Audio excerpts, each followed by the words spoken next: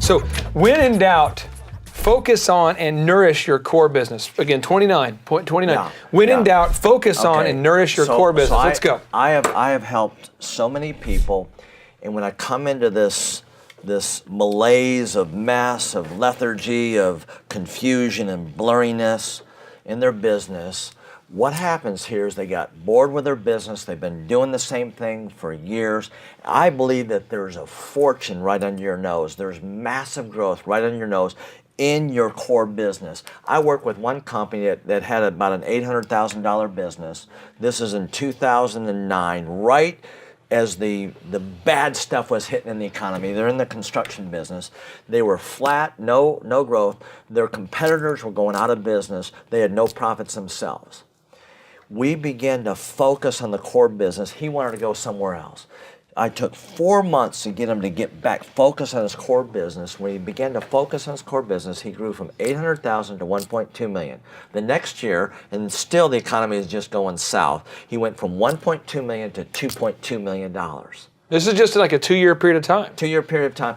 By focusing on his core business, he has not changed anything. Now we're working now. We're up over the 3 million mark. We're going towards the 5 million mark with this particular client. He's focused on this. We've got good staff here. So now we're going to start to really work on his retirement plan, which is buying multifamily dwellings, because he's good with construction. He knows how to do this. He loves the real estate market. Yeah. So we're going to start to.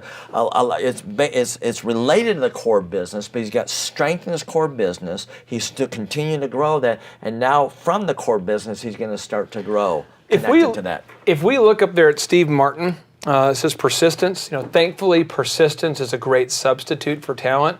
If he was pursuing a ton of different things, he wouldn't have been able to be persistent enough to break through. And I always explain it to people like this. Og Mandino wrote a book called, The World's Greatest Salesman? Yeah, I love that book. And the idea was, if you take a oak tree and you hammer away at it with the blade, and you hit it once, and then you go, it didn't fall down, I'm done, you peace out, go to the next tree. Hit it. Didn't fall down, go to the next tree. Hit it. You might, at the end of the day, have 400 or 500 swings and not ever knock down a tree. Now, if you took that same 400 swings and you chop this way, and you chop that way, and this way, and that way, and this way, you whittle away at it, the tree falls down. And it's that focus. It's just that intense energy. And in the way also, I remember like second, third grade, you remember it was cool when you took a mirror and you'd fry a bug or a worm? Yeah. I still do that on Thursdays, but that's a deal where it's just the thing where. It really works well in Costa Rica. Yeah, and I'm going to try to weave Costa Rica into this as much as possible. Just humada, that's where we're headed. So really a big deal. I just want to encourage you to focus though, whether you're frying bugs, whether you're chopping down trees, whether you're growing a business, it's focus. Yeah, boredom will destroy your business. It'll blind you for the opportunity, right under your nose. You're not going to see stuff. And that's, as a coach, I come in there and help open their eyes and say, look what's right there. I've got a client right now in a small town, and they've had 13 years of no profits.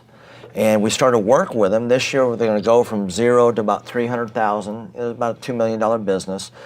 And it's just waking up to the opportunities right under their nose in their core business. Now, point 30.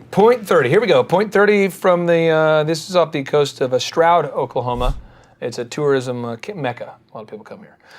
With cash, you are positioned with power.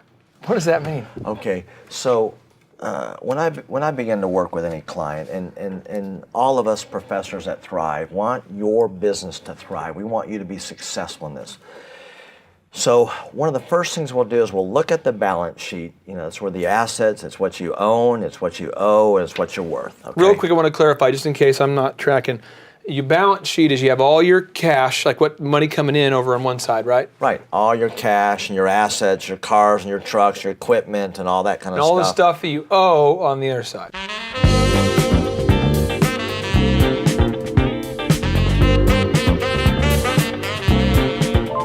Yeah, it's who you owe people, and then Okay. if you have anything, if what you own is greater than what you owe, then you'll have what you're worth. I just want to make sure, and I don't want to interrupt you at all, but if you have no idea what we're talking about, we have some awesome episodes just on balance sheets. So definitely work your way over to that, and we'll make sure we explain that in great detail.